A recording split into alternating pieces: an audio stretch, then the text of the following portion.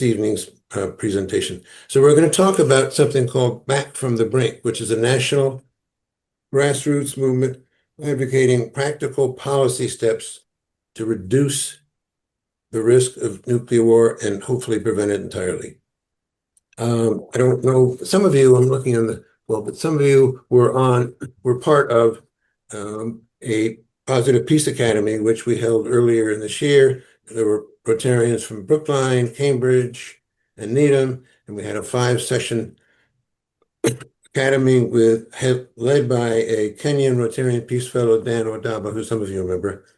Out of those sessions, the one that garnished the most support, this is according to Joyce, was a presentation on nuclear war, and we're suggesting tonight that we discuss this program Back from the Brink and see if we think we can endorse it. I just want to mention two things. First of all, the best description of this is at its website. The website is called preventnuclearwar.org, and it has a number of items. It's a good website, worth your while, and it has endorsements of this plan.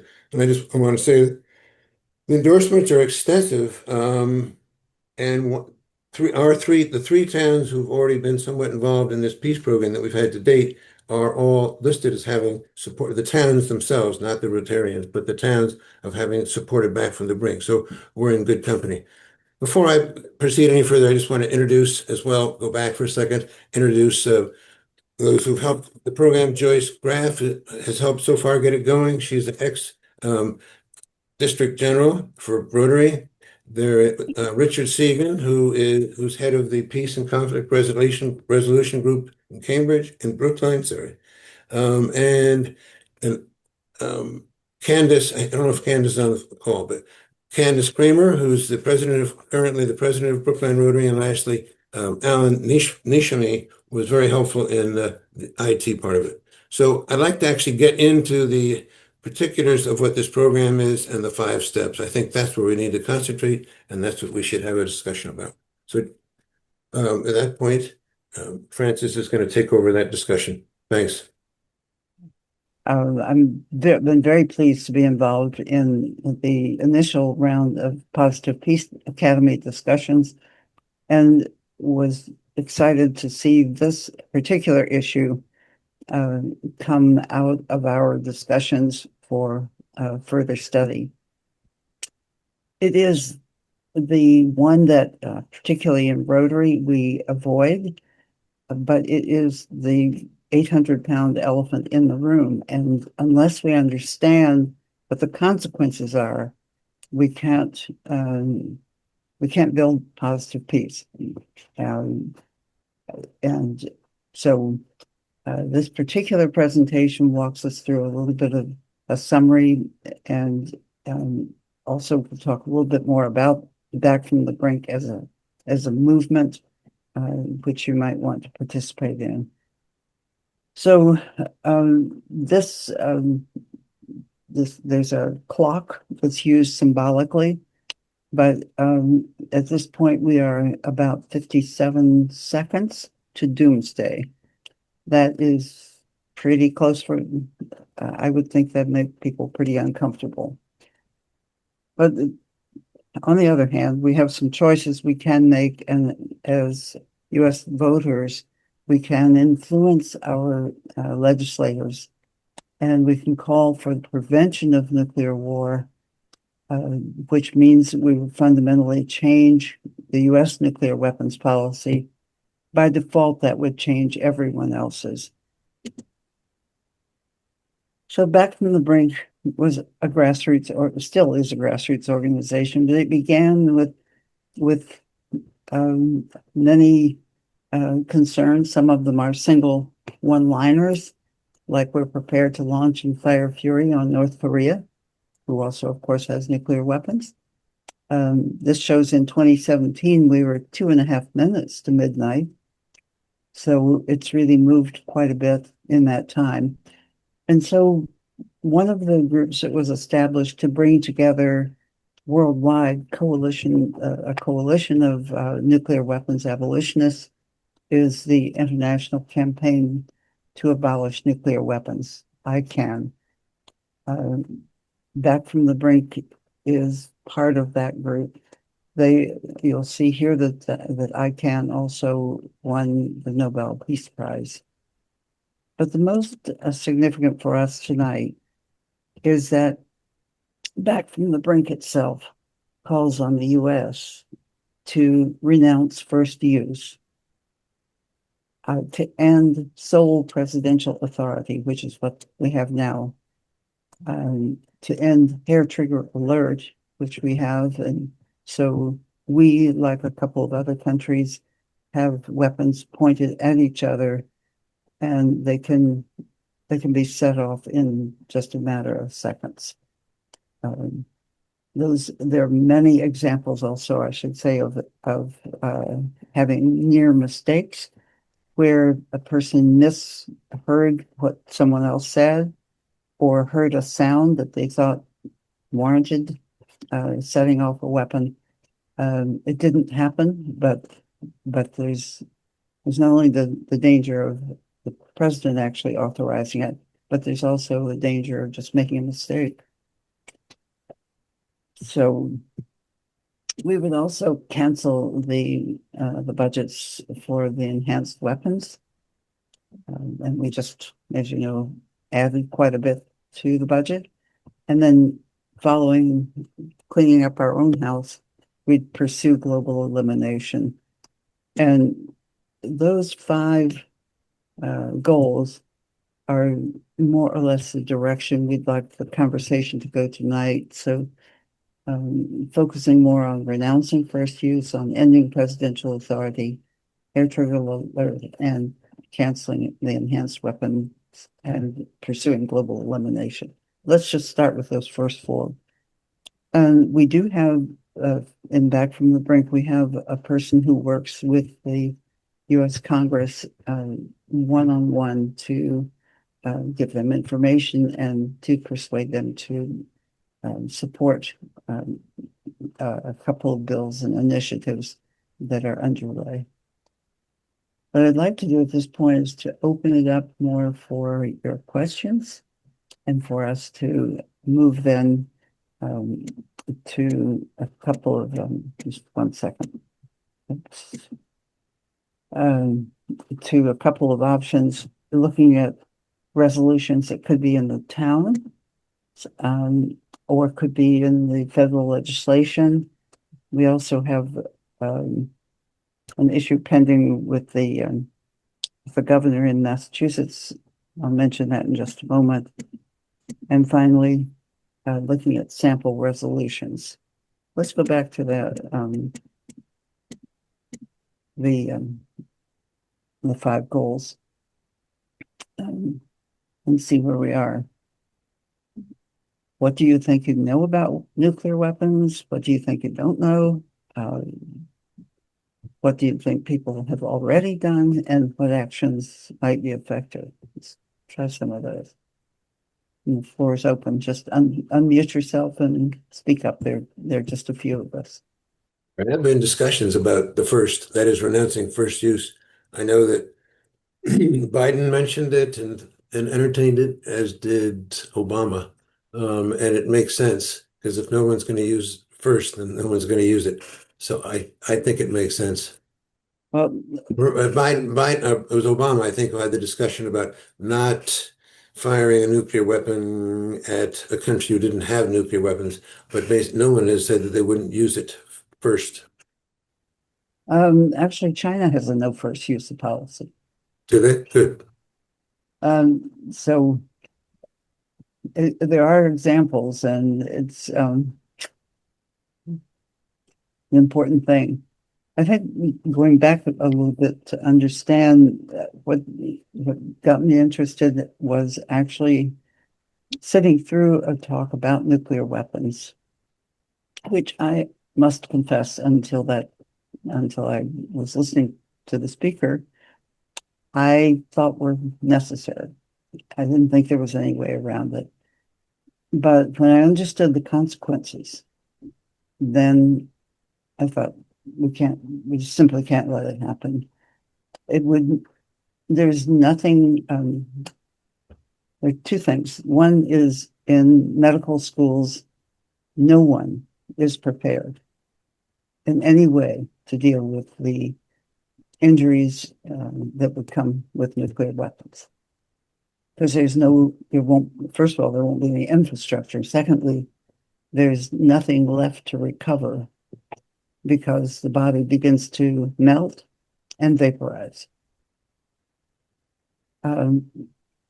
That's not like another kind of weapon that we've been familiar with, not like another weapon that we've seen pictures of. It also doesn't stay localized. It does spread. The fire spreads on the ground, but the debris goes up into the atmosphere and ultimately covers the atmosphere. And we know that with 5 or 6 of these large ones, that we would, in a very short time, have the whole Earth covered so that no sunlight could penetrate. Therefore, there'd be no food. So you either melt and vaporize, or you stick around and starve to death. Neither option sounded good. There will be nothing left in the ground that can be repaired. I say we can't avoid this conversation. That's what I think. Any other comments on the first one, and then let's try to get into all of them. Comments on first use? Renouncing it? Nope.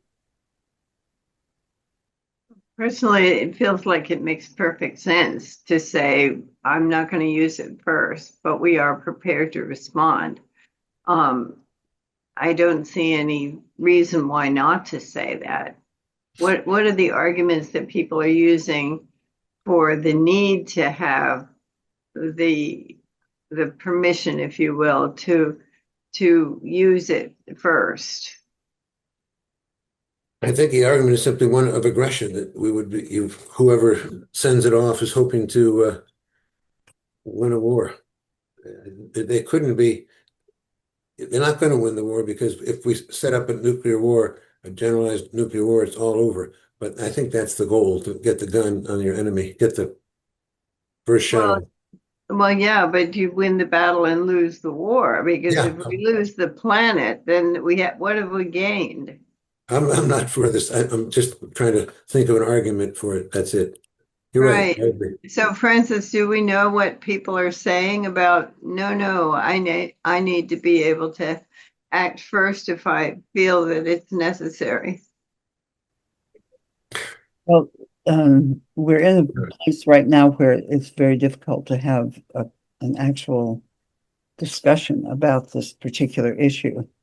And that's where I think that our effort to move into elected officials in Congress may give us some other leverage. But people believe that if you can get there first, you'll win, which isn't. There's also the difficulty of deterrence. It is a deterrent. If you fear that North Korea is going to fire off a nuclear weapon at you, you'll be quiet around them. So it's a deterrent. I think nuclear weapons are. And if you wanted to use it as a deterrent and frighten other people or bully other people, you could. You do. We do. But personally, I think that having that secondary response capability is at least as important a deterrent as first strike.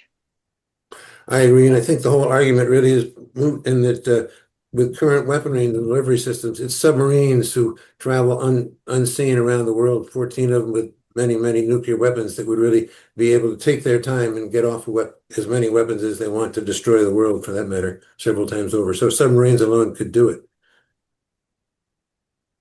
And there you have time. There's not the time pressure. So I think that is the biggest fear of people when they talk about nuclear war. Back to your question about the first use, the belief is that if we don't strike first, that we will be hit and be very vulnerable. That it's almost as though not striking first is equal to not having any weapons, which isn't what that says. You can have the weapons, but you don't use them first. And even if another country did use them first, I'm saying that the submarines of the enemy could still have plenty of time to destroy whatever wasn't destroyed. I'd like to share a couple of things. Sure. Go ahead.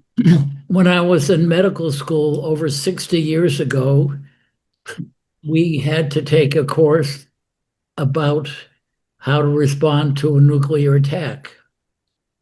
I think the government probably instituted that course, I'm not sure.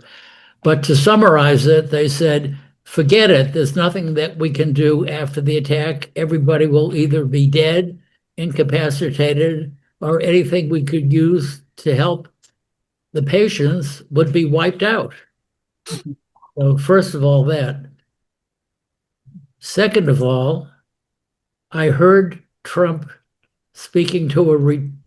Trump speaking to a reporter and saying, what's the sense of having nuclear weapons if we can't use them? Which I guess was a logical question, but it was a rhetorical question. It wasn't answered.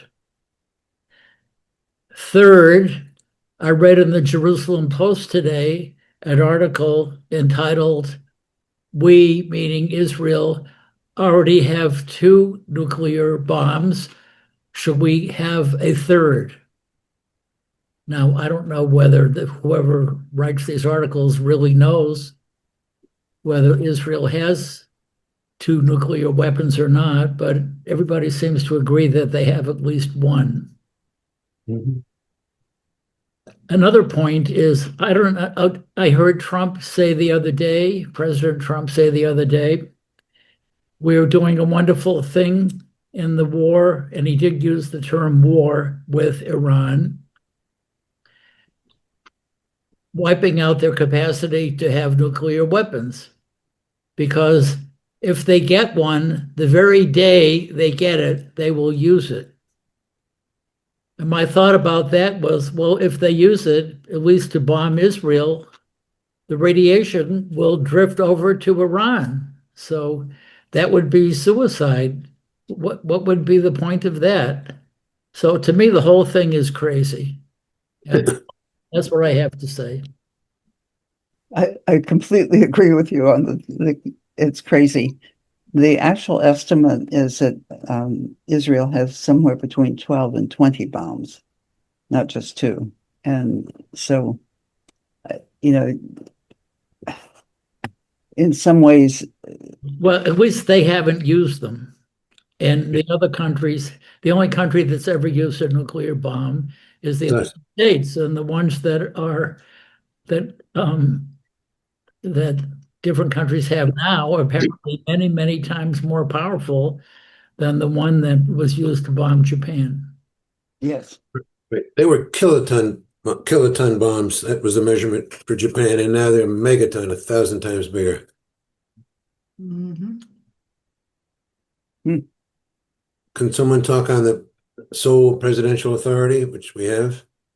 It's only President Trump who can decide whether to or not to send off a bomb. I'm curious, what's the proposal, the alternative proposal? I think I've seen proposals, and they're usually a much more a process of different people and groups of people, not a single person making the decision. In recent times, we've not used the Situation Room or the War Room as much, and that was a common practice up until this presidency, I believe. So, What is that? so at the end of the day, he still has the sole authority to say, yes, use it or don't use it.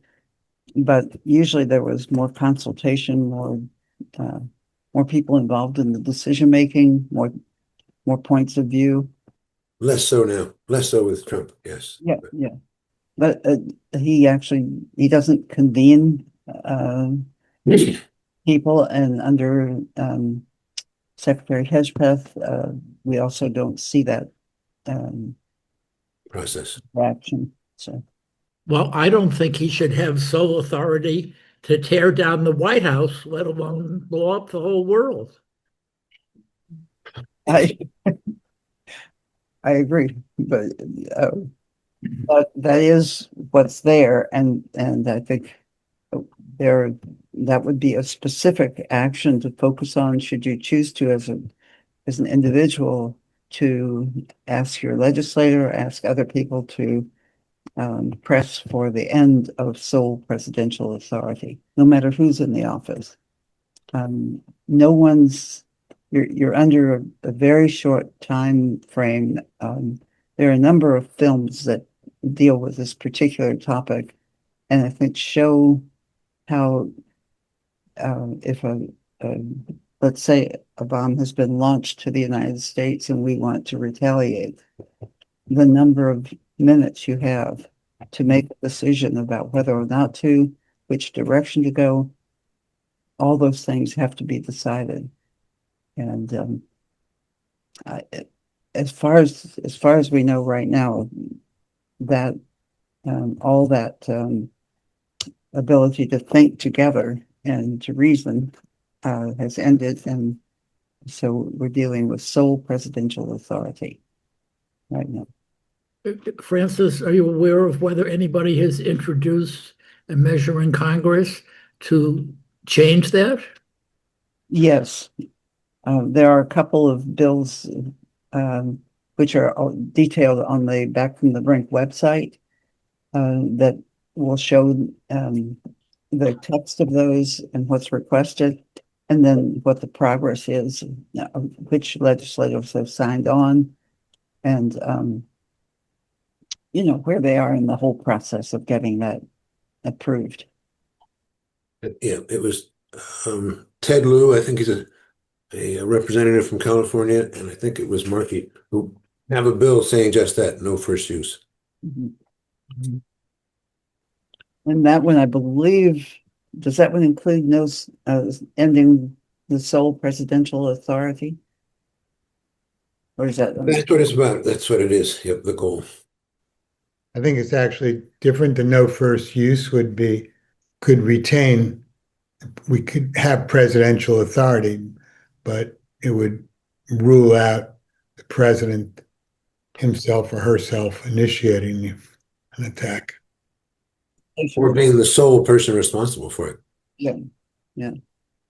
The hair trigger alert, I've read, and people say this, I believe it, that we don't need it if we're thinking offensively. We don't need it because we do all the way up, whatever it is, the 400 missiles in silos. It's not those that would go first, probably. It would be set off from a submarine, and it would be much harder for the enemy to find and stop. So I don't see any real need to have 400 weapons on hair trigger alert. It makes it much more dangerous, much more time pressured. Peter, do you want to explain what hair trigger alert of Francis is? Yeah, well, yes, I think it is having weapons. We have, I've forgotten how many hair trigger alerts, something like 1,200 weapons on hair trigger alert. And that simply means that from the time of detection of a incoming missile, or from the time you first get any message, you have a half an hour to make the decision whether or not to fire off a missile in return, or missiles. Yes, one of these, everybody always says, if we really went to nuclear war, there's not one weapon going back and forth. It would be in the hundreds. And a given city might have 10 big weapons, 10 big bombs. So I think it's the time, hair trigger alert to me is the time pressured aspect of it, which is unnecessary. And it's unnecessary even offensively, because you could take your time while you're being attacked by someone else in your silos, but you still have the submarines, which have plenty of weaponry on them, and they're hard to find in the ocean. They're all around. Move around.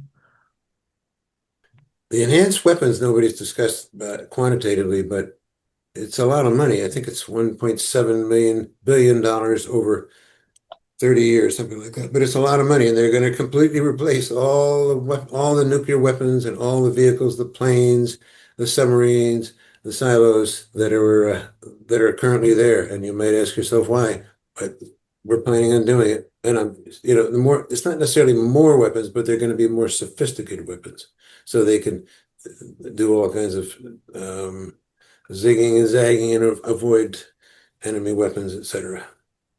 Yeah, I think that part only sinks in when you look at a map into which you can enter your zip code, and it will show you the amount of money, federal money, that is lost to your community because of nuclear weapons. So it's that specific. It doesn't deal with every item in the budget. It deals just with these weapons. And I think people think, well, how could they take it from me? Well, the money's got to come from somewhere. And so there'll be fewer and fewer, less and less support really for services in our communities as well as across our state, across the nation. But it also is another way to explain things. When I hear the number for the total cost of these weapons, I find I can't even imagine the number. So for me, I use that map to reduce it down to terms that I can begin to understand and kind of put my mind around.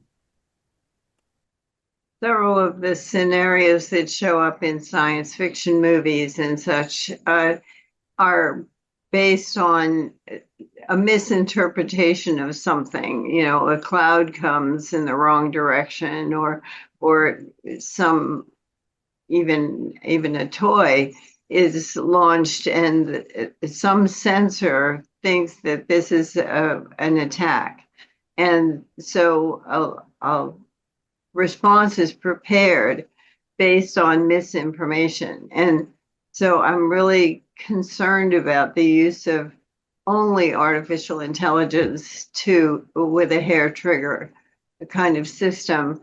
It does need some human double check before things go off. What's the safety module around the current system, and is it enough? I would say it's not enough, and that there've been a number of either near misses, human in origin, or just a plain a computer error. And so I don't think the safety measures currently exist are enough. There've been lots of them actually. There've been some bombs dropped on the states, traversing the states. So I don't think we can count on no errors being made either by humans or computers. Right. I saw a program some years ago, but I can't give you any references. It was called How One Man Saved the World. And apparently there was a false threat to the Soviet Union that made it seem as if they were being attacked. And an order was given for a nuclear weapon to be fired over the United States. And some Russian military person Petrov, made the order. Stanley Petrov was his name, right? Mhm. And he thought that it didn't seem appropriate, and I think there's just a single or two things in the radar, and he figured if Russia was going to be attacked, it would be multiple missiles. So that he didn't think it made sense, and so he disobeyed the order, right? So I think one of the biggest or strongest arguments for pursuing global elimination, at least under the present system, is that this whole idea of somebody mistakenly, a false warning combined with the idea that we've got, I don't know if I understand head trigger alert fully, but just I thought it's the idea that there are airplanes in the sky right now or submarines under the water in the Pacific and the Atlantic that are able to launch nuclear weapons within minutes of notice. Exactly. That's the whole idea of being so a false warning or a false Conclusion, yeah. false, and the idea that these decisions have to be made within minutes, that's very scary. Anyway, I think that's one of the best arguments against the best arguments in favor of global elimination, given the catastrophe of false response, a response to a missed warning, an incorrect warning. We think they've launched 10 missiles. Well, maybe not so. Maybe there's some systems error. Right. Right. There's something called, in addition to the hair-triggered phenomena, there's something called launch on warning. So that's also dangerous because maybe the warning is not correct. But yes, there is that. And I think Joyce raised the question of AI and the extent to which that's used. I personally don't have any sense of that, although there's no doubt in my mind that it is being used. On the other hand, I don't know how people are trained to make these judgments under our current system in the military. So, and then how the two work, how the AI and the human work together to make a decision in a matter of, I don't know, 2 or 3 minutes, maybe. I think Joyce's comment is key. There has to be human intervention in the algorithmic thought process because AI does have plans all currently for both detection of sites and figuring out where you're going to bomb, and secondly, triggering the bomb. So I think that we really have to be insistent, and a lot of people around the world realize it in terms of a human intervention being absolutely necessary before it goes off. Yeah. I would assume that human, under the present system, at least with the presidential authority, there's human intervention, but it may be largely based on indicators or warnings that Came out of a biased algorithm. or, Yeah. Or right, a very aggressive algorithm. Yeah. You can imagine a Hegseth algorithm. That one for me right now is the most dangerous because of the seeming impulsivity of the sitting president. So it would be hard to predict, what would happen. So ending that and basically removing the opportunity that he has with the whatever device it is that actually sets things off. So that wouldn't be available anymore. Seems like the wise thing to do. But number 5, we should at least discuss it. People have a sense of it. Do you understand it, Francis? Well, Yeah, I think it just means simply we looked at one of the picture of the formation of ICANN, for example, and that is to come together with our with other organizations interested in similar goals, and there are almost 600 worldwide. So it's really nuclear war groups. yeah. Yeah. And there are 2 treaties. These are the 2 major opportunities for influence and talking about a Rotary experience here. One is the NPT, and the other is the TPNW, which is what Back from the Brink is focused on. But both of the treaties require, first of all, that there be a meeting that's held at least a year in advance of the treaty review, and that simply prepares the agenda. Then it's given to each of the countries, they approve the agenda, and then the meeting is called to review the treaty. That's all already set in the treaty as a part of their review process. Those are held, the meetings are held at the United Nations. All countries may come, but certainly the countries who are involved in signing the treaty are there, plus others who have nuclear weapons, such as the United States. This is a side piece. Rotarians may attend as civil society observers. So you have no vote, but where you can have direct influence, should you choose to, is that you can sign up to speak from the floor. And if there is sufficient time at the meeting, at the end of the meeting of the states parties, the countries, then they will begin calling people up until 5 o'clock. And you're given 5 minutes to speak, and you can speak from the point of view of a Rotarian. And imagine the four-way test applied to this, or the object of Rotary, or the mission of Rotary, or anything you want. So the statement is entered into the record, which is now both text and audio and video. So that's an opportunity. It's also an opportunity for Rotary to offer side events, to offer times when people get together to discuss particular aspects like we're looking at tonight. And those meetings can either be inside the United Nations, if there's enough space, or you can offer it outside of the United Nations. You get more of the people who are decision makers and influencers if you offer it inside.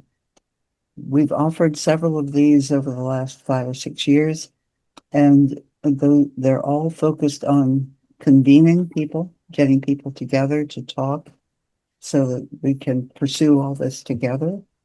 And secondly, to addressing with information specific issues.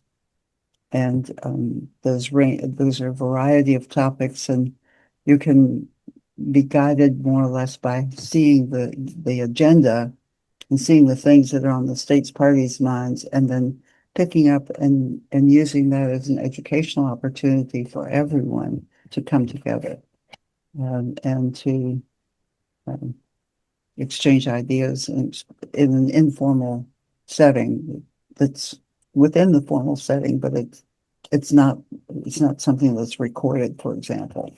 So they talk pretty freely, and the rooms are usually quite full. The first event we offered, they gave us 4 o'clock on Friday, and I thought no one will come, and I was so wrong. There were 45 people in the room, and it was the beginning of thinking, when this is something that you feel passionate about, and you're driven to try to succeed in eliminating nuclear weapons, then Friday at 4 o'clock is the same as Tuesday at 10 o'clock. It's just an opportunity to meet, and these are people you want to meet with, so you come. So that was an important lesson for me. Francis, you should talk about TPNW having been voted on, and Well, the TPNW is the only two of the treaties that addresses humanitarian consequences, that addresses the environmental damage and the damage to people, and particularly in areas where there's been a lot of testing done, it addresses their having reparations for the damage done to their land and to everyone's health and to the water. So in the case of the Marshall Islands, for example, where quite a bit of testing was done in that region, many islands are unable to grow anything, nor can they take fish from the water, nor can they drink the water. So the people who remain on those islands have to have everything, water, food, everything brought to them. Is it email? Needless to say, there are health consequences that they are facing. There have been some reparations, there's some movement, but that again is an educational opportunity for Rotary to look at, and Rotarians to look at, one of the two. So that's the simplest way to explain the difference between the two treaties. Back from the Brink and other groups similar, very much support the TPNW, and I think certainly most of the humanitarian groups do. and it was voted on successfully by a majority of the countries in the world, so we've adopted it. We, meaning humanity, has adopted the TPNW through the UN. Yeah. And then Ratified, the whole then thing. it has to be ratified in the countries, but they're moving forward with success. And So none of the nuclear weaponized countries have joined, no surprise. no, and the expectation in the practical world of this kind of diplomacy is that they probably won't sign the TPNW, but they may come back with an alternative that includes some of these components that we're talking about. Going into these meetings, in the ideal, you still hope that somehow one of them might stand up and say, this is the time when we have to um, give up our nuclear weapons. Certainly there's a lot of pressure on. If you have a chance to go to these meetings, I would certainly urge you to do that. It's a tremendous learning experience. You know, I've been to the UN and listened to a TPNW discussion. I was most impressed with who was there and who was energetic. It was the global South, really. There was a Costa Rican woman who led it. She was excellent. There were a number of Africans there. It gave me a whole sense that here are people who don't have nuclear energy, don't have nuclear weapons, and they really want to get rid of nuclear weapons. Well, they speak about being held hostage by 9 countries. The whole Yeah. world is held hostage. The way of expressing their discontent it's not toned down. Let's put it that way. So, and there are many younger people who come, and some are quite outspoken and I think fair to say angry, justifiably angry that they've been handed this mess, and that the older people are blocking the solution. I'm not sure it's quite that simple, but you can see how one would think that. You know, if you've been meeting after meeting after meeting, you still can't come to some agreement. I remember ending a month-long meeting in August. And at the end of it, they could not even agree on a working document to go forward with. Can I talk about, we're about a few minutes to go here. I wanted to see what people thought about what we should do with this. I have a suggestion, which is, I think you really can't do this topic justice without the website. The website's great, so I think people should look at the website, and then I'm going to go to the board meeting, the Brookline Rotary board meeting next week, and ask them if they would like to actually endorse it. It shouldn't be that hard. I mentioned this right at the start, that the various towns that were involved with our Positive Peace Academy, Needham, Cambridge, and Brookline, have all endorsed this as a town. Way back when, in 2018, was Brookline. Kay of Andersville presented to the town meeting. But so I don't think it's like a radical move for any of these 3 towns, and I think it'd be helpful for us to go on record. And you'll be very impressed when you look at this website. I don't think on the website is this last thing I just got from Ira Helfand, the guy who talked to us in our Peace Academy. He said that the National Mayoral Committee, if that's the name of it, Mayoral Conference, just voted to support back from the Brink. I think it was held in LA. So that's important. You'll see a lot of other organizations that have said this, the time has come.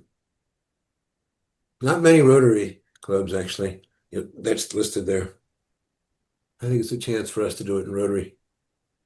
There is a group that has been meeting for about 5.5 years. That is a worldwide group called Rotarians for a World Free of Nuclear Weapons. And we've put forth several times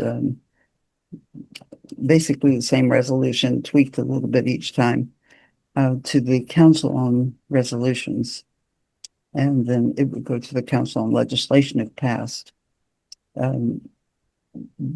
We've not succeeded yet. We did at one point get 46% in favor, but we didn't get 50%, which is required. And so we'll continue with that work and continue working with Rotary clubs who want to learn more about particularly about the treaties and about the weapons themselves and the damage to the environment. Currently, the speaking engagements of people in the group focus pretty heavily on environmental consequences, including to human life as well as all living things. And you'd be welcome to join that group if you wish. That is not an action group. It is simply an independent working group. Rotary International knows of the group. Peter and Francis, thank you very much. I think this is a very important discussion to have, really worthwhile. I've looked at the Back for the Brink organizational endorsements, and it's pretty amazing. Lots of faith-based organizations, lots of civic organizations, lots of environmental organizations. Rotary is essentially absent, except for Rotarians for a nuclear ban, I think. Rotary for a world free of nuclear weapons. Yeah. But there is So I guess the question is, both are vehicles. The discussion about TPNW, discussion about Back for the Brink are vehicles to amplify the discussion. And I think it's worth talking about what might be best in the context of Rotary. What is the mechanism to advance these discussions? Is it to get endorsements from individual clubs for Back for the Brink and expand it? Is it a discussion about TPNW? But I think there's a good strategy discussion that could be held around that. So, Richard, a quick response to your comment about what's our strategy. I think we should do. Francis is talking about the national and international organization. I'm speaking more grassroots phenomena and thinking we should go clubs and district and get some discussion, not just to get the vote, but get discussion, raise awareness. That's my goal. Yes, that's my goal.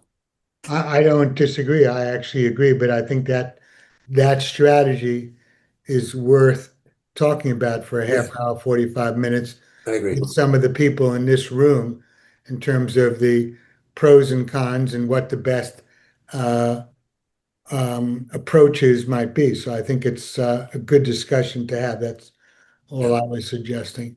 So are you saying we should set up another meeting with that as the agenda? I think so. If others would be interested in. Should we do it? Should we send out a notice for another meeting in a couple of weeks? And what do others think? Is there interest? Meantime, we really have to read that website. That's one of the keys. Yes. Is there interest in? Actually, it's interesting because we have, besides 2 district governors, we have 2 past district governors, 2 upcoming president-elect, and a past president, and representation from Florida and Colorado.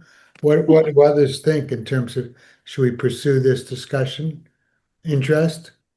Do we want to broaden the group and invite others who might be interested in this discussion? I think I think that would make sense. And actually, I don't think, I could be totally wrong, some parts of this are less controversial than other things that that Rotary has taken on. The environment, for example, I think climate change. So I commend Rotary for doing that. Anyway, I think it's worthwhile talking further about within our work group, Peace Group, we have the presidents of 2 or 3 other clubs, and we can invite them. Who are you thinking of, Elliot? How should we extend the? Oh, we can put it out in the district newsletter and invite other clubs in the district for sure.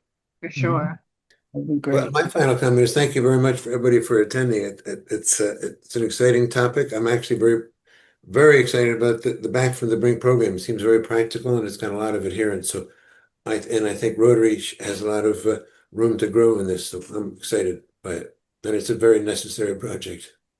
Thanks, everybody. Yep. Thanks. Thank you Very much. Yep. You're welcome.